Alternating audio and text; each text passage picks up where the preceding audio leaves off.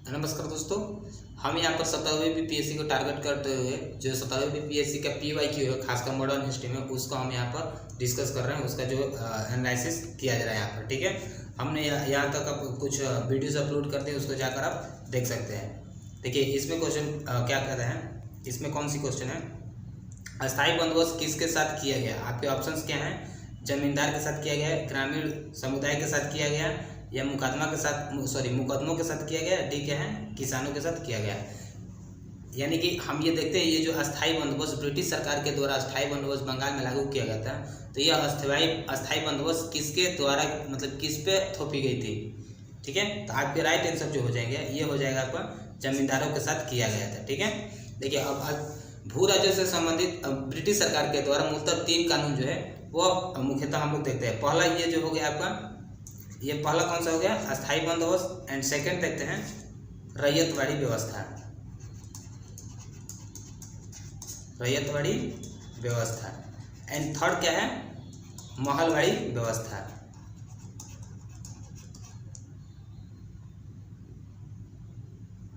महलवाड़ी व्यवस्था। देखिए अब बात करते हैं, ये जो अस्थायी बंदोबस्त ब्रिटिश सरकार के द्वारा क्यों लाई जाती है। तो अस्थायी बंदोबस्त जो है ब्रिटिश सरकार के द्वारा, इसका अगर मेन अगर कारण देखा जाए तो सबसे पहले हम देखते हैं कि 1765 में जब बंगाल में अकाल की स्थिति आती है, तो उसी समय आपके भारत के जो गवर्नर बनकर आते हैं वो कौन रहते हैं, वारेन हेसिंगटन, ठीक है, वारेन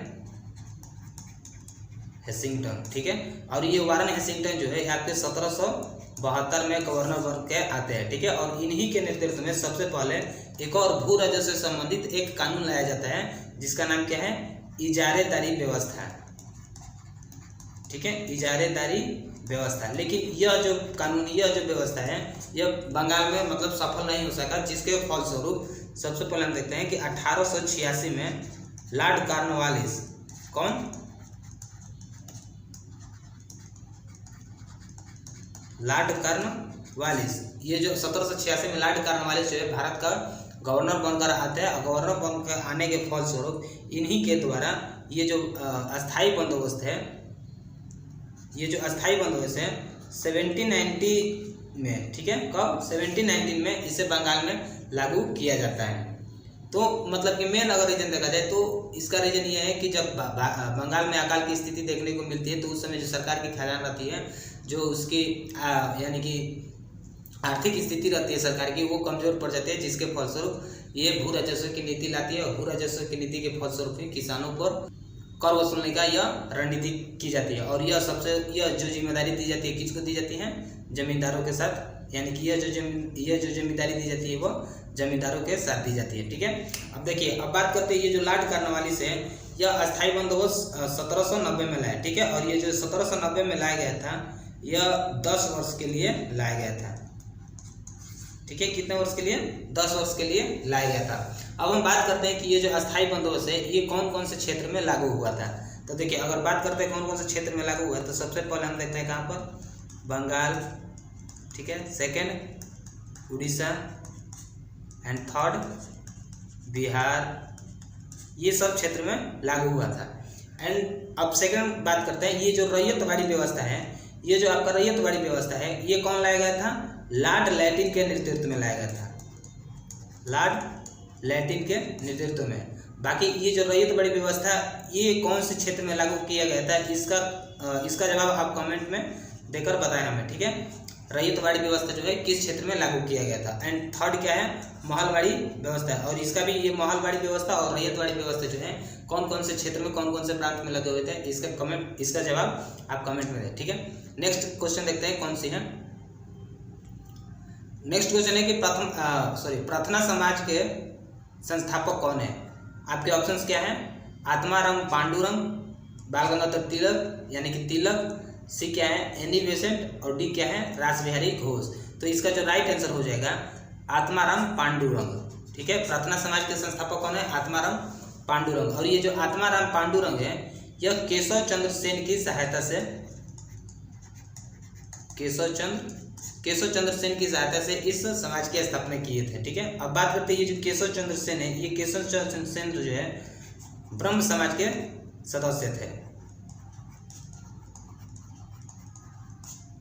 ब्रह्म समाज के सदस्य थे। ठीक है, देखिए अब प्रार्थना समाज के अगर उद्देश्य देखा जाए तो प्रार्थना समाज जो है इनका उद्देश्य क्या है, तो यह इनका जो उद्देश्य था यह सामाजिक सुधार से संबंधित कार्य करते थे। ठीक है, सामाजिक सुधार से कार्य करते थे। जैसे हम बात करते हैं सती प्रथा को रोकना, ये स्त्री शिक्षा पर बात करते थे। ठीक है, तीसरा अगर हम देखते हैं तो तीसरा स्त्री शिक्षा के साथ साथ हम बाल विवाह का ये जो है विरोध करते थे।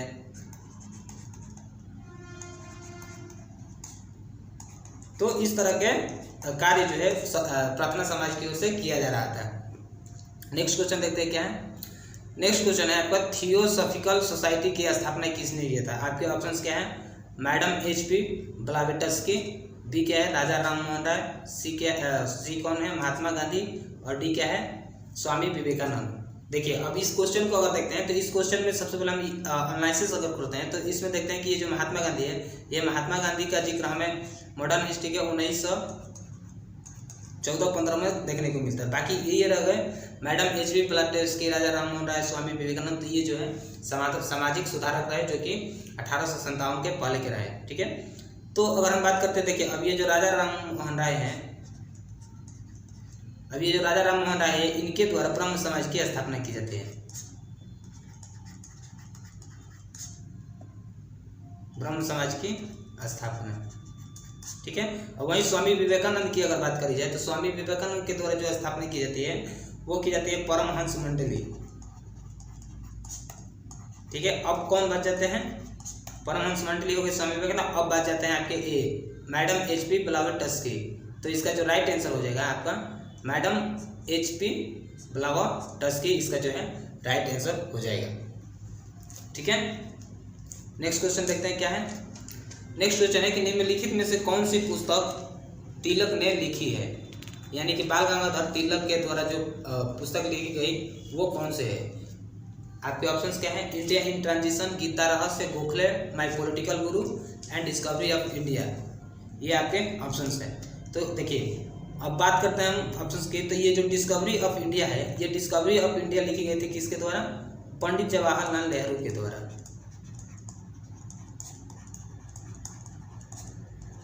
पंडित जवाहरलाल नेहरू के द्वारा।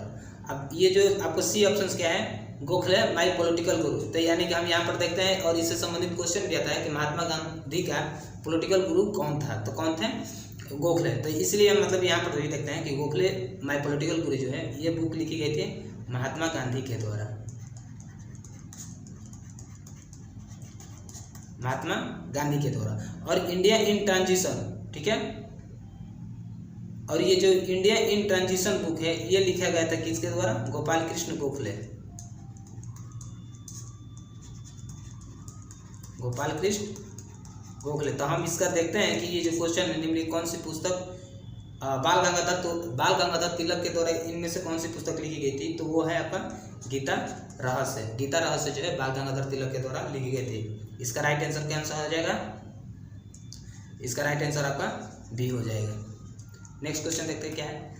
नेक्स्ट क्वेश्चन है भारतीय पुनर्जागरण आंदोलन के पिता कौन है, यानी किसे कहते हैं। आपके ऑप्शंस क्या है, बाल गंगाधर तिलक, दयानंद सरस्वती, श्रद्धानंद एंड डी क्या है, राजा राम मोहन राय। तो हम बात इसका जो राइट आंसर हो जाएगा आपका राजा राम मोहन राय, क्योंकि राजा राम मोहन राय को ही हम लोग आधुनिक भारत का जनक कहते हैं, आधुनिक भारत का पिता कहते हैं, आधुनिक भारत का पुनर्जागरण का भी इन्हें हम जनक मानते हैं। ठीक है, क्योंकि देखिए ये जो राजा राम मोहन राय का जो विचार था ये सामाजिक और वैज्ञानिक दृष्टिकोण से ज़्यादा प्रेरित थे। ठीक है, इन्होंने समाज में महिलाओं का अधिकार के लेकर के बात की है। ठीक है, इनके द्वारा जो आंदोलन चलाया गया था वो था हिंदू धर्म की सुधार करना, यानी कि हिंदू धर्म में जैसे जो छोटे मोटे कुरीतियाँ हमें देखने को मिलती है, जैसे सती प्रथा हो, बाल विवाह हो, स्त्री शिक्षा को लेकर के अंतर्जातीय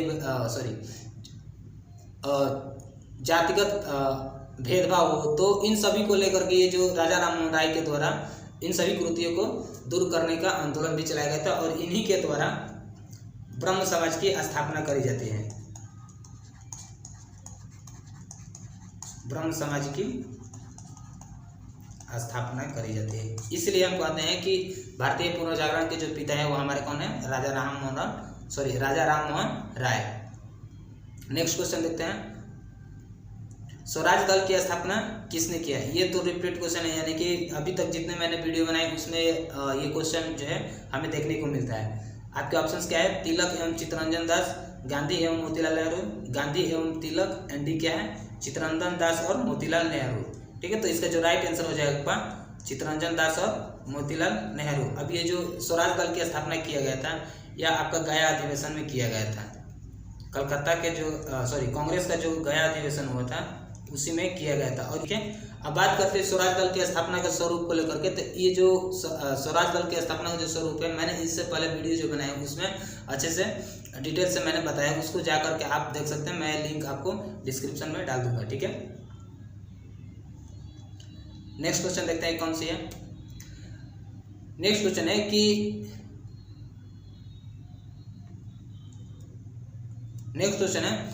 कांग्रेस के द्वारा ये जो स्वराज प्रस्ताव जो है 1905 में पारित किया, इस प्रस्ताव का उद्देश्य क्या है? आपके ऑप्शंस क्या है, अपने लिए संविधान बनाने का अधिकार, परंतु ऐसा नहीं हुआ।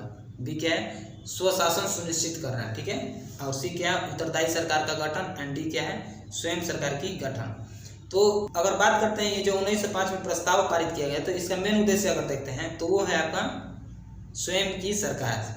इसका जो राइट आंसर हो जाएगा स्वयं की सरकार, क्योंकि नरम दल के जो नेता थे वो ब्रिटिश कानून में नियम में चाहते थे कि उनके साथ ही रहकर इन सभी नियम कानून को सुधार किया जा सकता है। ठीक है, यानी कि नरम दल के जो नेता थे उनको ऐसा मानना था कि हम लोग ब्रिटिश के साथ रहकर ही भारत को एक उच्च स्तरीय पर राजनीतिक रूप से आगे बढ़ा सकते हैं। ठीक है, और वहीं अगर गरम दल की बात करते हैं तो गरम दल बात करते हैं, इनका जो विचार है वो पूर्ण स्वराज की मांग करते थे, पूर्ण स्वतंत्रता की मांग करते थे। वो चाहते थे कि जो भी भारत में स्वशासन करी जाए वो स्वयं से करी जाए, इसलिए इसका जो राइट आंसर हो जाएगा स्वयं की सरकार।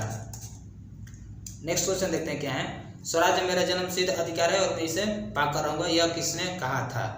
ठीक है, क्वेश्चन नंबर कौन सा है, क्वेश्चन नंबर 25 जो है, स्वराज मेरा जन्मसिद्ध अधिकार है, यह कथन किसका है, यह नारा किसका है? आपके ऑप्शंस क्या है, एम के गांधी, जवाहरलाल नेहरू, बाल गंगाधर तिलक और भगत सिंह। इसका जो राइट आंसर हो जाएगा आपका सी, बाल गंगाधर तिलक के द्वारा यह स्वराज मेरा जन्मसिद्ध अधिकार है, इस समय पाकर रहूंगा, ये कथन कहा गया था। ये जो कथन है यह आपका 1905 के बंगाल विभाजन वाले केस में बाल गंगाधर तिलक के द्वारा कहा गया था। ठीक है, देखिए अब बात करते हैं ये जो बाल गंगाधर तिलक कब बोले थे, तो ये बनारस अधिवेशन 1905 में बोले। ठीक है, 1905 में, और इसी आंदोलन के अंतर्गत देखते हैं कि 1905 बनारस अधिवेशन 1905 में इन्होंने 2 प्रस्ताव पारित किया। अगर पहला देखते हैं तो कौन सा है, बंगाल विभाजन का आलोचना,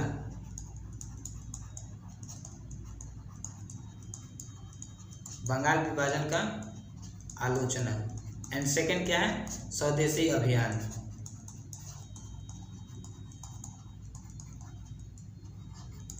ठीक है, स्वदेशी अभियान, और इसी के अंतर्गत ये जो कथन है, ये जो नारा है बाल गंगाधर तिलक के द्वारा दिया गया था, स्वराज मेरा जन्मसिद्ध अधिकार है और मैं इसे पाकर रहूंगा, लेकर रहूंगा। अब भगत सिंह के द्वारा देखते हैं कि ये जो भगत सिंह के द्वारा जो नारा दिया गया है वो है क्या है, इनकलाब जिंदाबाद। ठीक है, अब देखते हैं कि अब नेक्स्ट क्वेश्चन क्या है, 26 क्वेश्चन क्या है, मद्रास महाजन सभा की स्थापना की गई थी। अब देखिए, अब बात करते हैं ये जो मद्रास महाजन सभा ये है क्या, तो ये जो मद्रास महाजन सभा है ये आपका मद्रास महाजन सभा जो है राजनीतिक सभा है। ठीक है, राजनीतिक सभा है, और राजनीतिक सभा है और इसकी जो स्थापना की गई थी आपको की गई थी कब, 1884 में। यानी कि ऑप्शन में अगर देखें तो 1880 दिया है, 81 दिया है, 82 दिया है और 83 दिया है, यानी कि इनमें से मतलब कि इसका जो आंसर होगा इसमें इस ऑप्शन में मेंशन नहीं है, जो कि इसका जो राइट आंसर होगा आपका 1884 में होगा।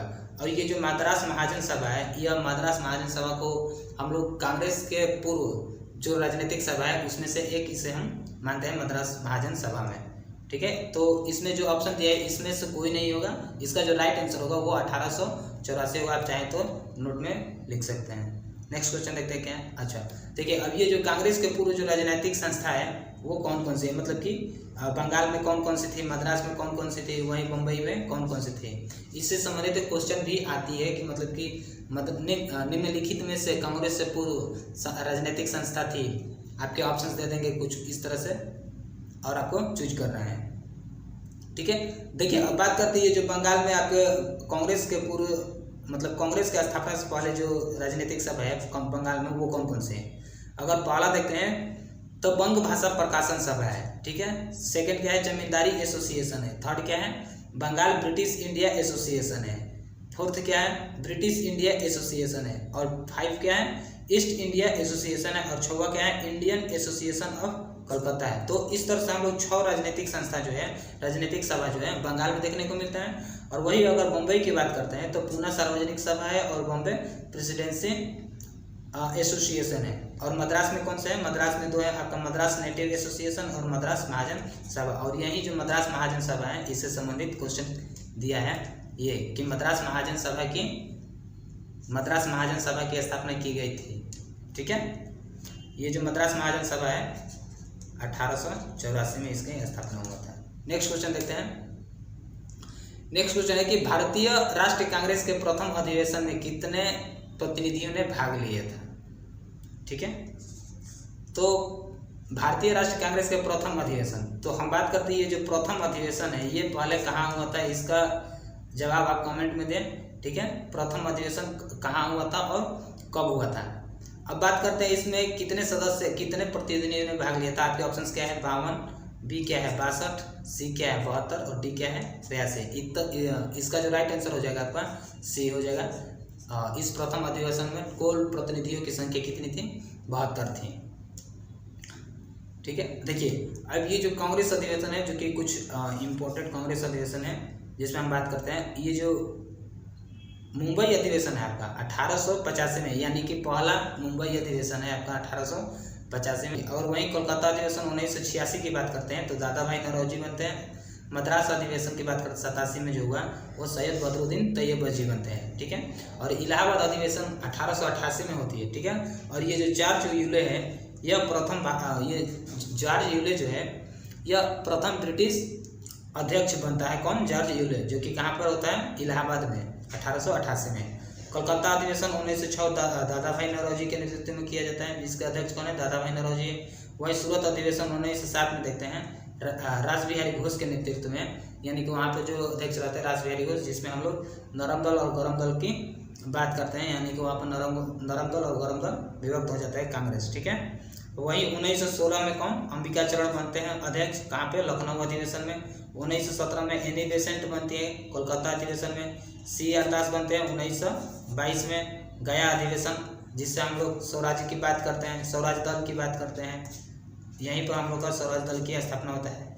और महात्मा गांधी 1924 में कहाँ पर, बेलगांव अधिवेशन।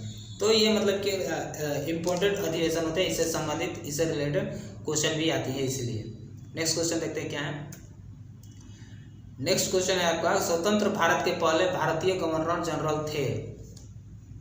आपके ऑप्शंस क्या है, राजगोपालचारी, सुरेंद्रनाथ, राजेंद्र प्रसाद और भीमराव अंबेडकर। इसका जो राइट आंसर हो जाएगा आपका राजगोपालचारी।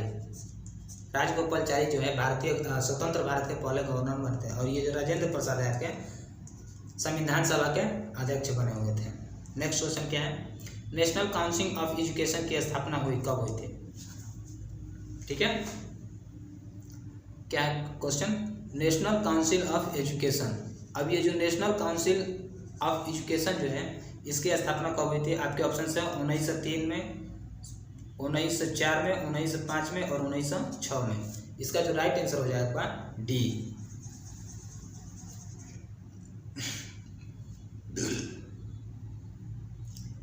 ठीक है, इसका जो राइट आंसर क्या हो जाएगा आपका डी। 1906 में नेशनल काउंसिल ऑफ एजुकेशन की स्थापना हुई थी। देखिए अब जिस तरह से हमारे बंगाल विभाजन की अगर बात की जा रही थी, यानी कि जब ब्रिटिश सरकार के द्वारा बंगाल विभाजन का घोषणा किया गया था, लागू किया गया था, तो उस समय पूरे देश में जन आंदोलन देखने को मिलता है। यहाँ तक कि हम लोग यहाँ तक कि देखते हैं कि भारतीय सभी पद यात्रा करते हैं, गंगा स्नान करते हैं, राखी एक दूसरे की कलाई पर बांधते हैं अपने संबंध को दिखाने के लिए, ठीक है। तो उसी के फलस्वरूप हम देखते हैं कि भारत के हर जगह, हर कोने कोने में इसका आंदोलन किया जा रहा था, ठीक है।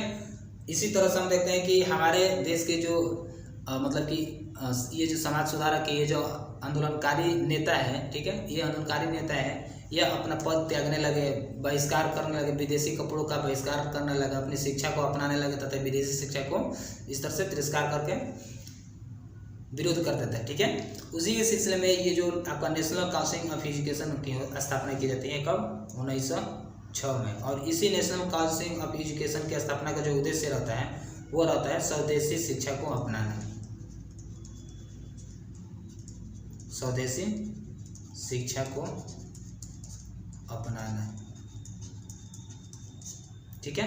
नेक्स्ट क्वेश्चन देखते हैं क्या है, मॉन्टेग्यू चेम्सफोर्ड रिपोर्ट, ठीक है। मॉन्टेग्यू चेम्सफोर्ड रिपोर्ट किसके आधार पर बनी थी? भारतीय स्वतंत्रता अधिनियम 1976 के आधार पर बनी थी, भारतीय परिषद अधिनियम 1909 के आधार पर बनी थी, कि भारत सरकार अधिनियम 1919 में बनी थी, कि 1935 के अधिनियम पर बनी थी? इसका जो राइट आंसर हो जाएगा भारत सरकार अधिनियम 1919 के आधार पर बनी थी, ठीक है। देखिए अब बात करते हैं मॉन्टेग्यू चेम्सफोर्ड रिपोर्ट का स्वरूप क्या है। तो मॉन्टेग्यू चेम्सफोर्ड रिपोर्ट के स्वरूप में अगर देखते हैं तो सबसे पहले हम मॉन्टेग्यू के घोषणा पत्र देखते हैं, ठीक है। ये जो मॉन्टेग्यू के घोषणा पत्र है यह आता है कब, 1917 में। और इस घोषणा पत्र में जो प्रावधान किया जाता है वो होता है कि भारत के नागरिक को, भारत के जो भी नागरिक है, मतलब भारत के नागरिक को सरकार के हर विभाग में उनको जगह देना चाहिए, इसलिए ताकि सरकार जो भारत की प्रगति वो और अधिक सीमा तक पहुंच सकती है, ठीक है। तो इस तरह के प्रावधान लाया जाता है मॉन्टेग्यू के द्वारा, जो कि कब आता है, 1917 में, ठीक है। लेकिन देखिए अब ये जो मॉन्टेग्यू 1917 में आता है तो इसी का देखिए अब ये जो 1917 मॉन्टेग्यू का आता है तो इसमें भारत की आपत्ति ये रहती है कि जिस तरह से मॉन्टेग्यू अपने प्रावधान रखते हैं उसमें टाइम मेंशन नहीं रखते हैं। टाइम की जो समय है, समय जो है समय का निश्चित नहीं करते हैं कि कितने समय के अंतर्गत इस तरह का कार्य किया जा सकता है। यानी कि हम यहाँ पर देखते हैं कि समय की निश्चितता, समय की निश्चित न करना, ठीक है। पहला आपत्ति ये जताते हैं ये जो हमारा भारत राष्ट्रवादी नेता है, भारतीय नेता है। सेकंड ये देखते हैं कि इनका ये मानना था कि मॉन्टेग्यू के घोषणा के अनुसार भारत की जो प्रगति होगी उनके अंतर्गत ही होगी, उनके आधार पर ही होगी, जो कि यह भी एक आपत्ति के रूप में देखा जाता है, ठीक है। तो इसी का सुधरा हुआ रूप आता है कौन, मॉन्टेग्यू चेम्सफोर्ड, ठीक है। और मॉन्टेग्यू चेम्सफोर्ड जब सुधार के रूप में आते हैं तो ये आता है कब, 1918 में। और 1918 में ये जो आते हैं 3 उच्च स्तरीय दल के साथ आते हैं, क्योंकि यह भारत की स्थिति देखना चाहते हैं और एक सरकार के भारत में उत्तरदायी सरकार गठन करने के फलस्वरूप यह स्थिति देखने के आते हैं, ठीक है। अब इस स्थिति के आधार पर यानी देखने के फलस्वरूप 1918 में रिपोर्ट देते हैं, रिपोर्ट प्रकाशित करते हैं। और इसी रिपोर्ट के आधार पर हमें 1919 का भारत शासन अधिनियम देखने को मिलता है। तो यहाँ पर हम देख सकते हैं कि ये जो 1918 का जो मॉन्टेग्यू चेम्सफोर्ड रिपोर्ट का रिपोर्ट प्रकाश किया जाता है, इसी के आधार पर हमें भारत शासन अधिनियम 1919 मिलता है। अब इस 1919 भारत शासन अधिनियम में कौन कौन से प्रावधान रहते हैं इसके बारे में भी हम देखते हैं। अब इसमें अगर प्रावधान देखते हैं तो ये भारत शासन अधिनियम 1919 में जो प्रावधान रहता है, पहला रहता है भारत में द्वैध शासन की स्थापना,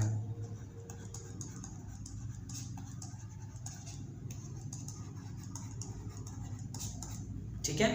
और द्वैध शासन की स्थापना में अगर कार्यपालिका में देखते हैं तो कार्यपालिका में ये होता है कि कार्यकारिणी का जो सदस्य है वो 2 भागों में बढ़ जाता है। कार्यकारिणी सदस्य 2 भागों में बढ़ जाना, कार्यकारिणी सदस्य का 2 भागों में बढ़ जाना। अगर पहला बात करते हैं तो कौन होते हैं, गवर्नर और उनके सदस्य, ठीक है।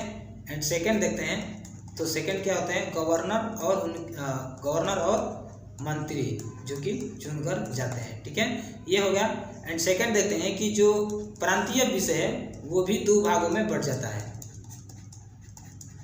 प्रांतीय विषय जो है वो भी दो भागों में बढ़ जाता है। पहला कौन सा, पहला हो जाता है आरक्षित विषय, एंड सेकंड क्या है, हस्तांतरित विषय।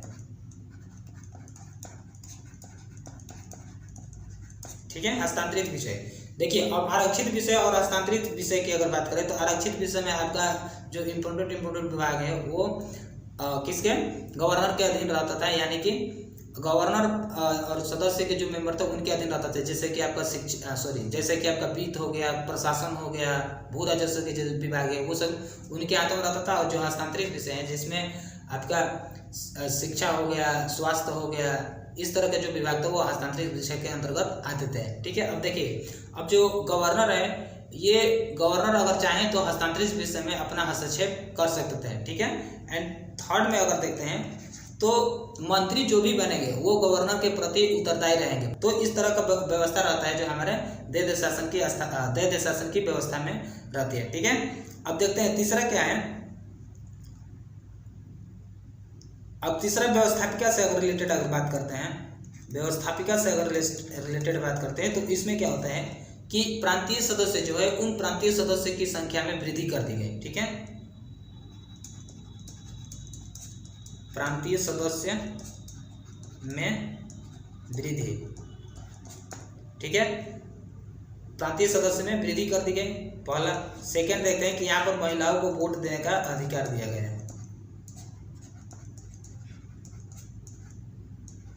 महिलाओं को वोट देने का अधिकार, इससे संबंधित हमारा क्वेश्चन भी हमें देखने को मिलता है कि महिलाओं को वोट देने का अधिकार किस अधिनियम के अंतर्गत दिया गया था। आपके ऑप्शन दे देंगे भारत शासन अधिनियम 1919, 1909, 1935, इस तरह का ऑप्शन दे देंगे। इनमें से कोई नहीं, आपको राइट आंसर करना होगा। ठीक है, तो इस तरह के कार्य किए जाते हैं जो हमारे भारत शासन अधिनियम में, भारत शासन अधिनियम 1919 के अंतर्गत इस तरह के प्रावधान देखने को मिलता है, जो कि अब मॉन्टेग्यू-चेम्सफोर्ड रिपोर्ट के आधार पर किया जाता है। अब ये जो मॉन्टेग्यू रहते हैं ये आपके भारत के उस टाइम कौन रहते हैं, सचिव रहते हैं। और वही चेम्सफोर्ड की अगर बात करें तो ये कौन रहते हैं, वायसराय रहते हैं। ठीक है, तो ये रहता है पूरा मॉन्टेग्यू-चेम्सफोर्ड सुधार का स्वरूप। नेक्स्ट क्वेश्चन देखते हैं कौन सी है, क्या है। नेक्स्ट क्वेश्चन है कि निम्न में कौन सा गोलमेज सम्मेलन 1932 में संपन्न हुआ।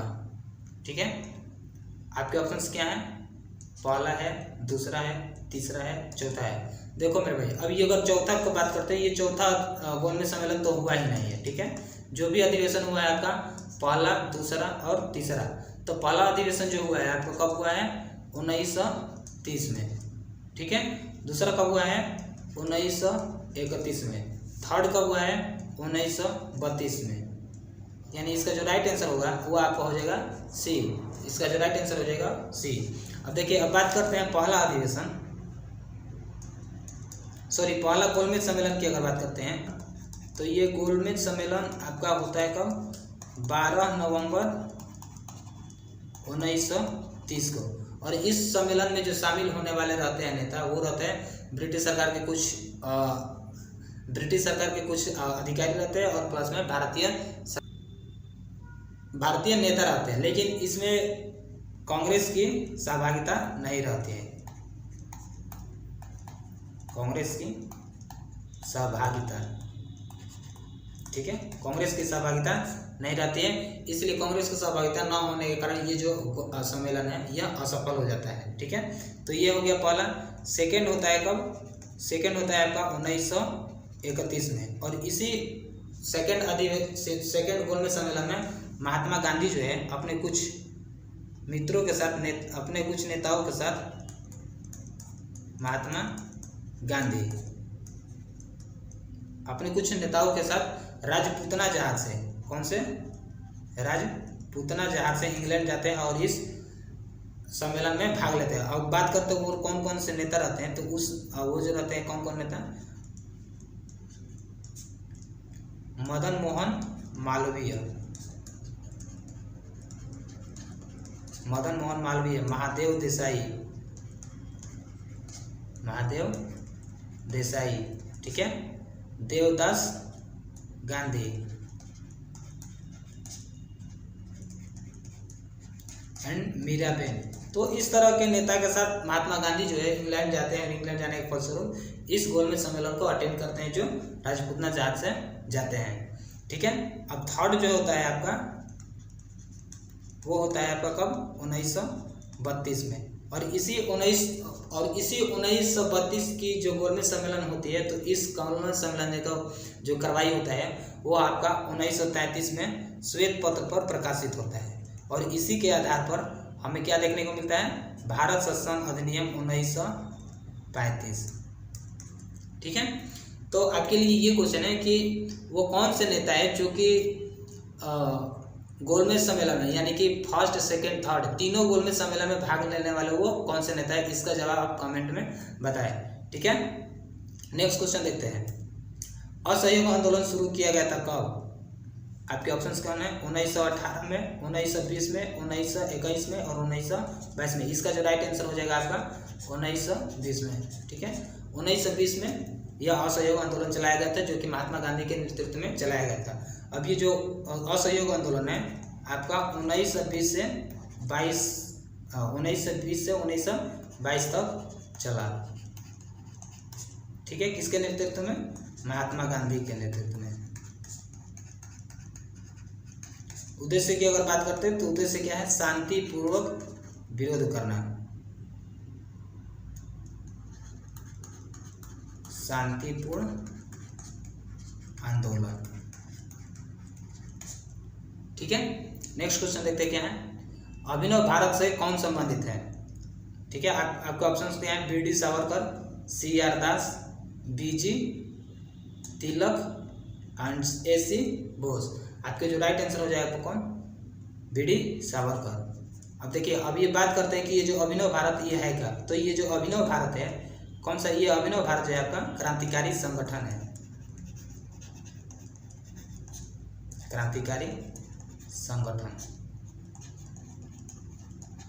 जिनका उद्देश्य क्या है, भारत से ब्रिटिश शासन को बाहर कर देना, सशस्त्र के बल पर इस ब्रिटिश सरकार को बाहर करना, ठीक है। जिसका ये जो संबंधित कौन, जो इस अभिनव भारत से संबंधित है वो कौन है, बी.डी. सावरकर। नेक्स्ट क्वेश्चन क्या है, करो या मरो संबंधित किस आंदोलन से है, यानी कि जो महात्मा गांधी के द्वारा जो नारा दिया गया था करो या मरो, वो किस आंदोलन में दिया गया था, किस समय दिया गया था? आपके जो राइट आंसर है, दांडी के समय दिया गया था, खिलाफत के समय दिया गया था, असहयोग आंदोलन के समय दिया गया था, या फिर भारत छोड़ो आंदोलन के समय दिया गया था। लेकिन ये जो करो या मरो का जो नारा दिया गया था ये कब दिया गया था, भारत छोड़ो आंदोलन के समय, यानी कि इसका जो राइट आंसर होगा भारत छोड़ो आंदोलन के समय दिया गया था।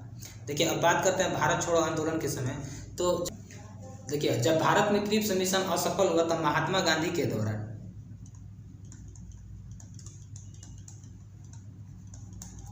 महात्मा गांधी के द्वारा 8 अगस्त 1942 का भारत छोड़ो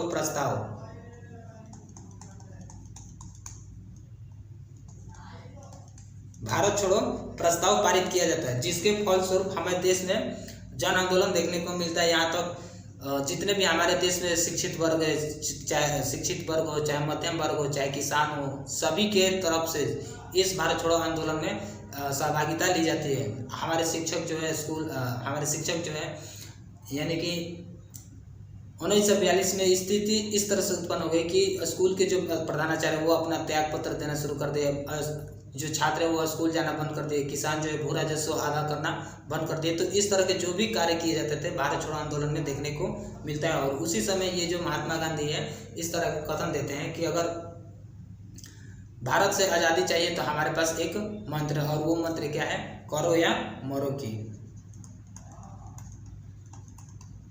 करो या मरो की। तो इसका जो राइट आंसर हो जाएगा वो आपका हो जाएगा भारत छोड़ो आंदोलन। नेक्स्ट क्वेश्चन देखते हैं क्या है। नेक्स्ट क्वेश्चन है आपका, शेर ए पंजाब के नाम से कौन मशहूर थे? आपके ऑप्शंस क्या है, राजगुरु, भगत सिंह, लाला लाजपत राय और उधम सिंह। शेर ए पंजाब शेर ए पंजाब के नाम से कौन मशहूर है? आपके राइट आंसर कौन हो जाएगा? लाला लाजपत राय। यानी कि लाला लाजपत राय का दूसरा नाम क्या है? शेर ए पंजाब। अगर भगत सिंह की अगर देखा जाए तो शहीद ए आजम कहते हैं, और वही उधम सिंह जो देखा जाए तो शेर सिंह कहते हैं। ठीक है, तो इसका जो राइट आंसर हो जाएगा 32 का, वो हो जाएगा आपका Lala Lajpat Rai. And last question and 33 number ये जो क्वेश्चन है ये क्या है? गांधी इरविन समझौता कब हुआ था? ऑप्शंस क्या? 1930, 1931, 1932, 1933। आपके इसका जो राइट आंसर हो जाएगा गांधी इरविन समझौता। ये जो गांधी इरविन समझौता हुआ था 1931 में। अब ये जो गांधी इरविन समझौता हुआ था महात्मा गांधी और वायसराय इरविन के बीच में हुआ था।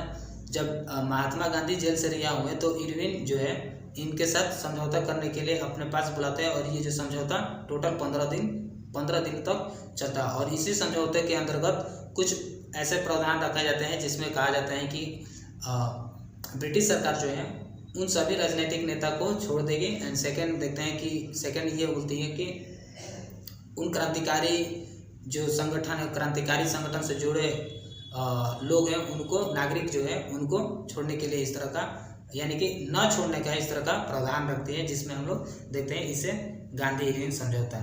ठीक है, तो ये जो इसका गांधी इरविन समझौता कब हुआ था? 1931 में इसका जो है राइट आंसर हो जाएगा।